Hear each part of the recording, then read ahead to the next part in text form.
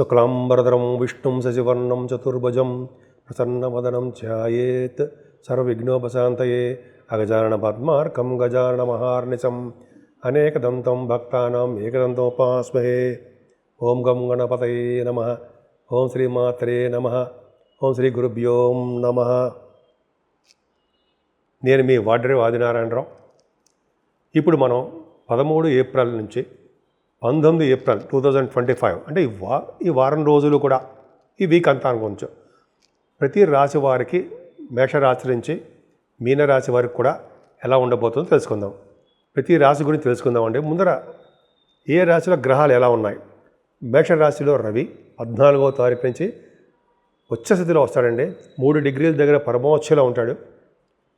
వృషభ రాశిలో గురుడు, అలాగే కుజుడు కర్కాటక రాశిలో ఉండడము, ఆయన 3 డిగ్రీస్ దగ్గర నీచ స్థితిలో ఉండడము, చంద్రకేతువులు కన్యారాశిలో ఉండడము. అంటే 13వ తారీఖునే కన్యారాశిలోకి చంద్రుడు వస్తాడు. అంతేకాకుండా రవి, బుధ, శుక్ర, శనులు, రాహువు వీళ్ళు 5 కలిసి మీనరాశిలో ఉండడము, బుధుడు నీచ స్థితిలో ఉండడము, శుక్రుడు కూడా వక్రగతిలో ఉండడం వల్ల శుక్రుడికే బలం లేకుండా ఉండడము జరుగుతుంది. సో ఈ విధంగా ప్లానెటరీ పొజిషన్స్ ఉన్నాయండి. సింహరాశి వారికి ఆర్థికంగా చాలా బాగుంటుందండి మీకు. ఎందుకంటే ఈ కేతు దగ్గర చంద్రుడికి గురువుగారికి ప్రభావం దృష్టి ఉండడం వల్ల, ఆశీస్సులు ఉండడం వల్ల ఆర్థికంగా మీరు బాగా నిలదొక్కుంటారు. ఎదుటి వాళ్ళకి మీరే డబ్బులు ఇచ్చే పరిస్థితిలో మీరు ఉంటారు. అది గ్రేట్నెస్ సింహరాశి వాళ్ళకి గొప్పతనం. సో అది బాగుందండి మీకు సింహరాశి వారికి. అంతేకాకుండా ముఖవర్చస్సు బాగుండడము, అంటే ముఖంలో కళ అద్భుతంగా ఉండడము, బాగా మాట్లాడడము, కంటిన్యూస్ ఫ్లో మాట్లాడతారు కదా, కంటిన్యూస్గా అనర్గళంగా మాట్లాడే శక్తి, మీటింగులో కూడా మాట్లాడుతుంటారు. అంతేకాకుండా గాయకులకు అద్భుతమైన ఫలితాలు బాగున్నాయి. విదేశీ పర్యటన కూడా చేస్తారు. ప్రోగ్రామ్స్ రీత్యా యాంకరింగ్ వృత్తిలో ఉన్న వాళ్ళకి ఇలా యూట్యూబ్ ఛానల్స్లో కూడా యాంకర్స్ ఉంటారండి. వాళ్ళకి కూడా చాలా అద్భుతమైన కాలం అని చెప్తాను నేనైతే. చాలా బాగుంది. అలాగే చక్కటి భోజనం, ఎక్కడికి వెళ్ళినా మిమ్మల్ని పిలిచి ఆదరించి భోజన వసతులు కల్పిస్తారు. మీ తమ్ముళ్ళకి అది చాలా బాగుంటుంది. మీ తమ్ముళ్ళకి, చెల్లెళ్ళకి, వాళ్ళకి కూడా మీకు అద్భుతమైన ఫలితాలు ఉన్నాయండి. ఎప్పుడు మీరు షార్ట్ జర్నీస్ ఎక్కువ చేసేస్తూ ఉంటారు. మంచి మంచి ఆలోచనలు వస్తుంటాయి. తరచూ షార్ట్ జర్నీస్ ఎక్కువగా న్యూస్ని గ్యాదరింగ్ చేసుకోవడం కోసం చేస్తూ ఉంటారు. ఏదేమైనా విద్యలో ఆటంకాలు కలగకుండా చక్కటి విద్య మీకు సంప్రాప్తిస్తుంది. తల్లిగారి యొక్క ప్రేమాభిమానాలు మీకు నిండుగా ఉన్నాయి. ఆవిడకి ఆరోగ్యము, ఆర్థికము చాలా బాగుంటారు. ఆవిడ అద్భుతంగా ఉంటారు. తల్లి ప్రేమ అద్భుతం. తల్లి ప్రేమే కదండి ప్రతి వాళ్ళకి కావాల్సింది. అంతేకాకుండా భూములు, వాహనాలు, గృహాలు మీరు కొనుక్కోవడానికి అవకాశం ఉందండి. సంగీతం సంగీతంలో అంటే పిచ్చి అంటారు సరే, సంగీతంలో మీరు మేటి అనిపించుకుంటారు. సంగీతం డైరెక్టర్స్, మ్యూజిక్ డైరెక్టర్స్ కానీ వాళ్ళందరికీ చాలా చాలా మంచి అవకాశాలు ఉంటాయి. అంతేకాకుండా 4th భావం బాగుందంటే కంఫర్టబుల్నెస్ ఎక్కువ. ఇది చాలా అద్భుతంగా ఉంది. చాలా చెప్పుకునేటప్పుడు చాలా బాగుంది. కానీ మీ పిల్లల విషయంలో కొద్దిగా జాగ్రత్తగా ఉండండి. అంటే సంతానం కలగడం విషయంలో కొద్దిగా లేట్ అవుతుంటుంది. ఆల్రెడీ సంతానం ఉన్న వాళ్ళకి, పుత్రికా సంతానం ఉన్న వాళ్ళకి, పుత్ర సంతానం ఉన్న వాళ్ళకి కొద్దిగా ప్రాబ్లమ్స్ వస్తాయి. స్టాక్ మార్కెట్లో కూడా అంత బాగా కలిసి రాదు. అంతేకాకుండా మీకు రోగ భయం కానీ, రుణ భయాలు లేకుండా ఆరోగ్యవంతుడిగా, సంపూర్ణ ఆరోగ్యవంతుడిగా, సేవకాజనం కలిగి మీరు ఉంటారు. అలాగే ఆరోగ్యం బాగుంది కాబట్టి ఎటువంటి ప్రాబ్లమ్స్ ఉన్నా సరే వాటి నుంచి మీరు బయటపడతారు. భార్యాభర్తల విషయంలో చిన్న చిన్న ప్రాబ్లమ్స్ రావడానికి అవకాశం ఉందండి. సప్తమాధిపతి అష్టమ స్థానంలో ఉండడము, శనీశ్వరుడు కొద్దిగా చిన్న చిన్న భార్యాభర్తల విషయంలో ఇబ్బంది పడ్డము, దగ్గరకు వచ్చిన సంబంధాలు లేట్ అవ్వడము జరుగుతూ ఉంటాయి. కానీ అష్టమ స్థానంలో మీకు కొద్ది ప్రాబ్లం ఉందండి. మీ ప్రాబ్లం అంటే భయపడాల్సిన అవసరం లేదండి. అందులో అష్టమ స్థానంలో కూడా అద్భుతం కూడా ఉంది. ముఖ్యంగా శని రాహుల గురించి చెప్పుకుందామండి. అష్టమ శని, అష్టమ రాహు దోషకారకులే. ఎందుకంటే అర్ధాష్టమ శని అంటాం కదా. కాకపోతే ఏంటంటే అంత విపరీతంగా మీకు ఇబ్బంది పెట్టేసేంత మాత్రం కాదు. శనీశ్వరుడు చిన్న చిన్న ప్రాబ్లమ్స్ క్రియేట్ చేయడము, హెల్త్ ప్రాబ్లమ్స్ క్రియేట్ చేయడము, లా రిలేటెడ్ సంబంధించిన వాటిల్లో మీకు ప్రాబ్లమ్స్ క్రియేట్ చేయడము, ఓ పట్టాన్ని సక్సెస్ కాలేకపోవడము. రాహు కాబట్టి గృహంలో పీడ, ఇంట్లో పీడ, శారీరక పీడ, అలాగే పశు నష్టము, ఇవి చిన్న ఇవన్నీ ఉంటాయండి. దూరప్రాంత బంధువులు వాళ్ళకి ఆరోగ్యం బాగుండిపోవడము అందాం, ఇటువంటివన్నీ ఉంటాయి. కానీ రవి బుధులు ఉండరు కదా, మరి అది మర్చిపోకూడదు. రవి బుధులు 14 వరకు రవి ఉంటాడండి. బుధుడు అష్టమంలో ఉన్నాడంటే వాళ్ళు విదేశాల్లో ఉంటారు. దీర్ఘాయుర్దాయం ఉంటుంది. ఎక్కువ ఆయుష్ ఉంటుంది మీకు. శని కూడా అష్టమంలో ఉన్నాడు కాబట్టి ఆయుర్దాయం కంపల్సరీగా ఉంటుంది. అనారోగ్య సమస్యలు మాత్రమే వస్తాయి, చిన్న చిన్న ప్రాబ్లమ్స్ ఉంటాయి. ఏది కూడా ముందుకెళ్ళారు, స్లో అయిపోతుంటారు. సో ఈ విధంగా మీకు రవి బుధుల కాంబినేషన్ బాగుంది. తలవంతలమ్మగా వచ్చే ధనయోగం మీకు బాగా ఉంది. ఈ ఫైనాన్స్ అకౌంట్ సంబంధించిన విద్యలో కూడా మీకు రాణించడానికి అవకాశాలు ఎక్కువ. విదేశాల్లో కూడా విద్య కోసము విదేశీ కరెన్సీ మీకు రావడము జరగడానికి అవకాశాలు ఎక్కువ ఉన్నాయండి. మీ రాష్ట్రాధిపతి భాగ్యస్థానంలో ఉచ్చ స్థితిలో ఉన్నాడు రవి. మంచి మంచి కార్యక్రమాలు చేస్తారు. తండ్రి గారికి ఆర్థిక పరిస్థితి ఆర్థిక పరిస్థితి బ్రహ్మాండంగా ఉంటుందండి. ఆయన యొక్క ఆస్తిపాస్తులు మీరు డెవలప్ చేస్తారు. ఉన్నతమైన విద్య రీత్యా విదేశాలు వెళ్ళడానికి అవకాశం ఎక్కువ. మేషరాశిలో రవి 3 డిగ్రీల దగ్గర పరమోచ్చలో ఉంటాడు ఆయన. సో రవి అద్భుతమైన ఫలితాలు మీకు ఇవ్వడానికి అవకాశాలు ఉన్నాయి.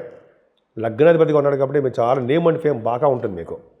సో ఈ విధంగా భాగ్యస్థానం చెప్పుకుని వెళ్ళిపోతే చాలా బాగుందండి. ఉన్నతమైన విద్య రీత్యా వ్యాపారాల రీత్యా చాలా బాగుంటుంది. ఎలక్ట్రిసిటీ, ఎలక్ట్రానిక్స్, కమ్యూనికేషన్స్, కంప్యూటర్స్ వ్యవస్థల వాళ్ళకి, సాఫ్ట్వేర్ రంగ బిజినెస్ వాళ్ళకి చాలా బాగుంటుంది. దశమంలో గురుడు పర్ఫెక్ట్గా బాగున్నాడు, చాలా బాగున్నాడు. డాక్టర్స్ వృత్తిలో ఉన్న వాళ్ళకి, అడ్వకేట్స్కి, లాయర్స్కి, అలాగే వేద పండితులకి వీళ్ళు ముగ్గురు ఇంపార్టెన్స్ ఎక్కువ, అద్భుతంగా రాణిస్తారు. బ్యాంకింగ్ రంగంలో ఉన్న వాళ్ళకి ఉద్యోగాల్లో బాగా ప్రమోషన్స్ రావడము, ట్రాన్స్ఫర్స్ అవ్వడము ఉంటాయి. అలాగే విద్యా సంస్థలో ఉన్న వాళ్ళకి ప్రమోషన్స్ వస్తాయి. బాగా నిలదొక్కుని ఫైనాన్షియల్గా ఎదుగుతారు వాళ్ళు.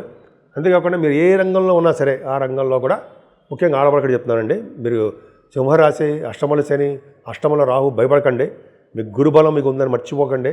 అద్భుతంగా ఉంది. గురుడు ఈ సంవత్సరం కాపాడుతాడు, వచ్చే సంవత్సరం కూడా లాభంలో ఉంటాడు. అంటే వచ్చే సంవత్సరం మే 15 నుంచి భయవలసిన అవసరం. శనీశ్వరుడికి దండం పెట్టుకుందాం, పూజలు చేసుకుందాం. విపరీతమైనటువంటి ఇబ్బంది కలిగించడం, గురుబలం ఉందని మర్చిపోకండి. సరే, అది పక్కన పెడదామండి. ఏదేమైనా కుజుడు 12వ భావంలో ఉండడము, 9th హౌస్ లార్డ్ 12th హౌస్లో ఉండడము ఇబ్బందికరంగా ఉంటుందండి. ఫారిన్ కంట్రీస్ వెళ్ళిపోతారు. ముందు ఫారిన్ కంట్రీస్ వెళ్తారు. కుజుడు నీచ స్థితిలో ఉన్నాడు కాబట్టి కష్టపడవలసి వస్తుంది. అక్కడ కూడా ప్రాబ్లమ్స్ క్రియేట్ అవుతాయి. అందుకని మీరు సుబ్రహ్మణ్య స్వామి ప్రయాణము, సుబ్రహ్మణ్య స్వామి పూజలు చేసుకుని మళ్ళీ ఫారిన్ ఎక్కండి, విమానం ఎక్కండి, ఫారిన్ కంట్రీస్ వెళ్ళండి. అద్భుతమైన ఫలితాలు ఉంటాయి. రియల్ ఎస్టేట్ రంగంలో ఉన్న వాళ్ళకి కూడా కొద్దిగా భూములు అమ్ముడు పోలేకపోవడము, అలాగే లేకపోతే భూ తగాదాలు, ఏవో చిన్న చిన్న ప్రాబ్లమ్స్ ఉండడానికి అవకాశం ఉంది. కొద్దిగా జాగ్రత్తగా ఉండండి. మీరు పూజించవలసిన దేవుడు సుబ్రహ్మణ్యేశ్వర స్వామి, అమ్మవారు, శనీశ్వరుడికి పూజలు చేయించుకుంటూ, ఆంజనేయ స్వామి కొలుస్తూ మనకి ఎటువంటి కష్టాలు రాకుండా కాపాడే భగవంతుడు శ్రీరామచంద్రుడు ఒక్కడే. ఈ నెలలో మనం శ్రీరామచంద్రుడు పూజిద్దామండి. ఈ నెలలో కాదు, ఎప్పుడు నిరంతరం పూజిస్తూనే ఉందాం. రామ రామ రామ అంటూ ఉంటే చాలు కదా, కష్టాలన్నీ దూరం అయిపోతాయి. సో ఈ విధంగా మీ సింహరాశి వాళ్ళకి బాగుండాలని మనస్ఫూర్తిగా కోరుకుంటున్నాను. ఈ వారం మొత్తం అండి 3 గ్రహాలు అనుకూలవంతమైన పరిస్థితి. 3 గ్రహాలు అంటే మేజర్ గ్రహాలండి. అనుకూలంగా లేకుండా, అనుకూలవంతమైన పరిస్థితులు కలిగించకుండా అన్ని రంగాల్లోనూ అందరికీ కూడా ప్రాబ్లమ్స్ క్రియేట్ చేస్తున్నారు. వాళ్ళు ఎవరయ్యా అంటే కుజుడు నీచ స్థితిలో ఉండడం వలన అన్ని రాశుల వారికి కూడా ఏదో విధంగా ఆయన ప్రాబ్లమ్స్ క్రియేట్ చేస్తున్నాడు.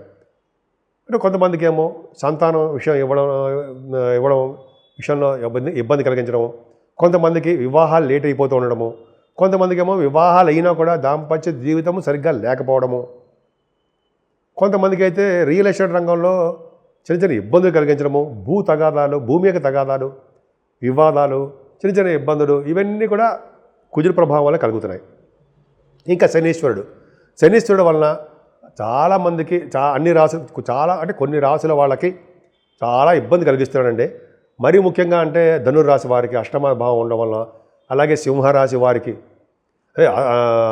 ధనుర్రాశి వాళ్ళకి అర్ధాష్టమి శని అవ్వడం వలన, అలాగే సింహరాశి వారికి ఇలాగ శని ప్రాబ్లమ్స్ చాలా ఉన్నాయండి. అంతేకాకుండా రాహు వలన వచ్చే దోషాలు కూడా చాలా ఉన్నాయి. శనీశ్వరుడు, రాహువు, కుజుడు, ఈ మేజర్ గ్రహాల యొక్క పరిహారం చేసుకుంటే సరిపోలా అన్ని రాశుల వాళ్ళు ఏం చేసుకోవాలి? ఏం లేదండి. మొట్టమొదటిగా మనం కుజుడు గురించి చెప్పుకుందాం. సుబ్రహ్మణ్య స్వామి ఆరాధన చేసుకోవడం వలన, సుబ్రహ్మణ్య స్వామి కళ్యాణాలు చేయించుకోవడం వలన, సుబ్రహ్మణ్య స్వామి అష్టోత్తరాలు మన ఇంట్లోనే చేసుకోవడం వలన నిరంతరము ఓం సం శరవణ భవాయ నమః మూల మంత్రం జపించడం. ఓం సం శరవణ భవాయ నమః, ఓం సం శరవణ భవాయ నమః, ఓం సం శరవణ భవాయ నమః మూల మంత్రాన్ని జపించడం వలన కుజుడి వలన వచ్చే దోషాలు చాలా మటుకు పరిహారం చేసుకోగలం. అలాగే శనీశ్వరుడికి ఏంటంటే శివుడికి అభిషేకాలు చేయించుకోవాలండి. ఫస్ట్ పాయింట్ శివుడికి అభిషేకాలు చేయించుకోవడము. రెండోది ఏంటంటే వెంకటేశ్వర స్వామి దగ్గర ధ్వజస్తంభం ఉంటాం, లేకపోతే వెంకటేశ్వర స్వామి దగ్గర టెంపుల్స్లో ఒక అఖండమైన దీపారాధన పెద్ద ఒత్తి వేసి నిండా నూనె పోసి దీపారాధన చేయడం వల్ల శనీశ్వరంలో వచ్చే దోషాలు పరిహారం తీరుతాయంటే సందేహం లేదు.